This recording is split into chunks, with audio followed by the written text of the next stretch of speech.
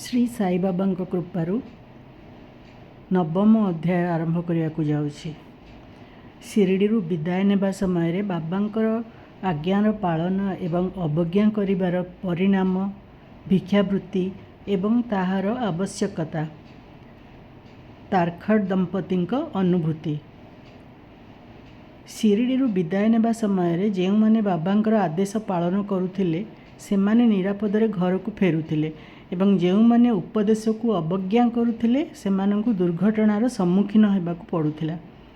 एही विषय रे पूर्व अध्याय रे सूचना दिया जाइथिला एवं एठारे एहार विशद विवरणी सह अन्य केतेक रुचिपूर्ण घटना वर्णना करा जिवो। शिरडी यात्रार विशेषत्व बाबांका आज्ञा बिना केही शिरडी सकुशल प्रस्थान करि पारु नथिले एवं बाबांका आज्ञा पालन जेउ माने करू नथिले सेमानंकु असुविधार सम्मुखीन हेबाकु पड़ुथिला। यह शिरडी यात्रार एक विशेषत्व थिला। शिरडी प्रस्थान पई थरे बाबांकर आज्ञा मिलला परे शिरडी रे रहिबा आउ संभवपर नथिला। एठारे एहीपरि किछि उदाहरणर उल्लेख करा जाउछि। तात्याकोटे पाटिल थरे तात्याकोटे पाटिल घोड़ा गाड़ी रे कोपरगांव बाजार को जिबापई मनस्थ कले। से जल्दी मस्जिद को आसी बाबा को प्रणाम कले एवं निजर यात्रा विषय रे बाबा को जणाइले। बाबा कहले एते शीघ्र जिबा दरकार नहीं, टिके अपेक्षा कर, बाजार जिबार विचार त्याग करी गाँव रे रुह। किंतु तात्यांकर उद्वेग देखि बाबा कहले जदि निहाती जीव तेबे सामा को साथी रे नहीं जाओ। किंतु बाबांकर आज्ञार अवहेला करी सामा को अपेक्षा न करी से तुरंत घोड़ा गाड़ी रे बसी चलीगले। घोड़ा गाड़ी टाणुथिबा दुईटी घोड़ांक मध्य गोटे घोड़ा जार मूल्य प्राय 300 टंका अति चंचल स्वभावर एवं द्रुतगामी थिला।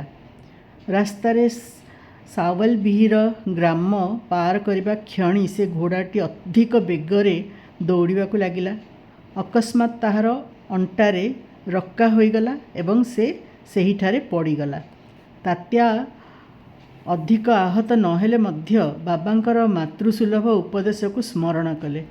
अन्य एक समय रे तात्या बाबांकर आज्ञार अवहेला करी कोल्हार ग्राम अभिमुखे यात्रा करुथिले एवं तांकु सेही भली असुविधार सम्मुखीन हेबाकु पड़िथिला। यूरोपीय भद्र व्यक्तिंक कथा। एकदा जणे यूरोपीय नागरिक नाना साहेब चंदोरकर ठारू परिचय पत्र प्राप्त करी किछि विशेष कार्य निमंते शिरडी आसीथिले। तांकु एक भव्य एवं आरामदायक तंबुरे रखागला। से बाबांक सम्मुखरे नतमस्तक होई बाबांकर हाथ चुंबन करने चाहूथिले। एथिपई से 3 थरा मस्जिद्र सीढ़ी चढ़ीबार प्रयास कले, किंतु बाबा तांको निकट को आसीबाकू देले नहीं। केवल मस्जिद्र अगणारे बसी सेठारू बाबांकर दर्शन करने अनुमति मिलिला। एपरी आश्चर्यजनक स्वागत रे क्षुब्ध होई से शिरडी प्रस्थान करने मनस्थ कले एवं बाबा अनुमति नेबापई आसिले। बाबा तांको व्यस्त न होई परदिन जीवापई उपदेश देले। अन्य भक्त माने मध्य तांको बाबांकर उपदेश पालन करने अनुरोध कले, किंतु से सबू को उपेक्षा करी भद्र व्यक्ति जनक घोड़ा गाड़ी रे चढ़ी सही दिन शिरडी छाड़िले। प्रथमे घोड़ा ठीक भाव में चलुथिले, किंतु सावल बिहिर ग्राम पार करिवा परे घोड़ा गाड़ी आगरे एक बाइसाइकल आसीजिबारु घोड़ा तर्कीगला एवं अति द्रुत गति रे दौड़ाकू लगिला।